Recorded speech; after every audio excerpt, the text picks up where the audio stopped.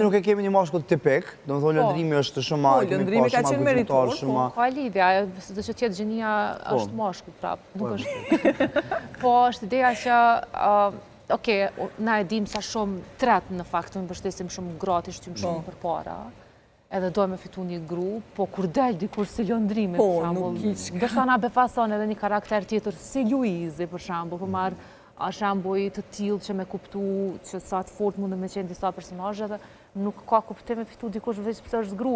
Unë shpresoj që dal një gru shumë e fort në këtë edicion edhe ta fitoja. Edhe milion hije krejt meshkuj. Milion hije, edhe pse vajzat gratë që kanë qenë her pasire në bek kanë ditë milion hije shumë meshkuj.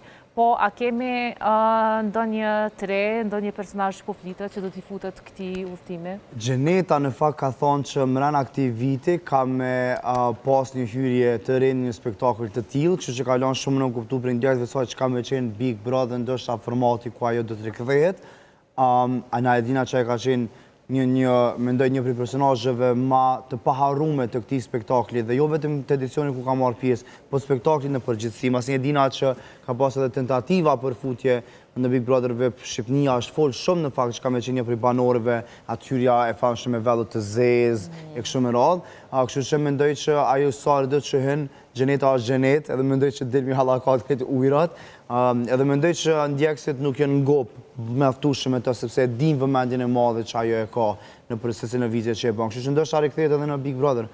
Po jo çdo herë hyrja e dytë mundet me qenë e suksesshme sa e para. Kështu që mundet me pas është pak a shumë thik me dyteja. Ndoshta në të parën është pëlqy shumë, është dashur, janë pëlqy dramat, e ka pas edhe Jason që pak a shumë i kanë pas si qes, po në të dytën, nejse tash ndoshta është karakter që mundet me ofru shumë çka, po që i kemi pa pothuajse gjitha ngjyrat e Gjenetës. Imagjino me hy dyshe Gjeneta.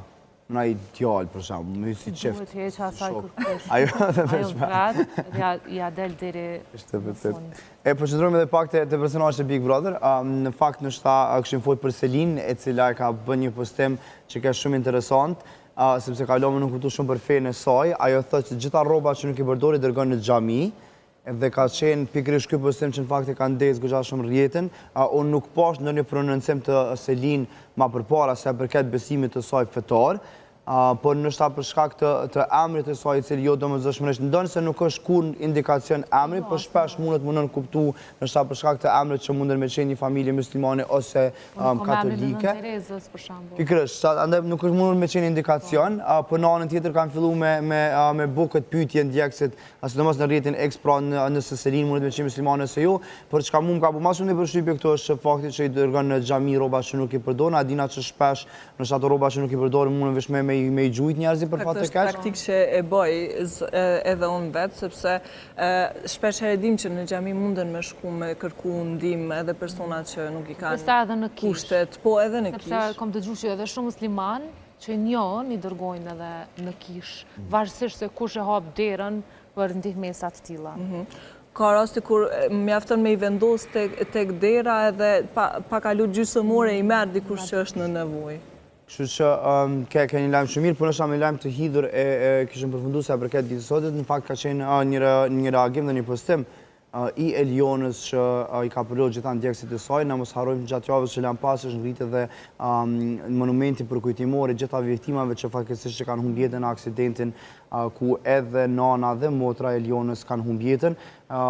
Nuk e di, ka shumë rënd chatës në fakt edhe ka goxha emocionalisht e rënd me lexu tonat për shkremtejet emocional që Eliona e ka bë duke i kujtu nanën, duke